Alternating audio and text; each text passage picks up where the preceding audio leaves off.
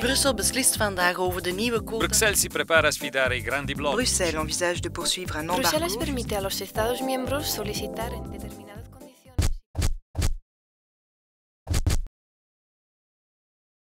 Dem, der bestemmer i Bruxelles, det er jo rent faktisk de enkelte lande.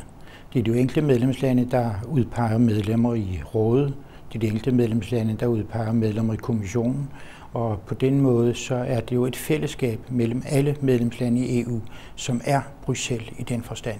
Og derfor, når vi siger, at beslutninger tages i Bruxelles, ja, så betyder det, at vi er med til at tage en 27. del af beslutningen. Mit navn er Knud Andersen. Jeg bor på Bornholm, som er en del af Region Hovedstaden. For mig er den europæiske union, det er et samarbejde mellem lande, der sådan i det helt store perspektiv skal forhindre ufred og meget gerne øge samhandel og derfor være med til at give dig og mig et bedre liv og en bedre fremtid for vores børn.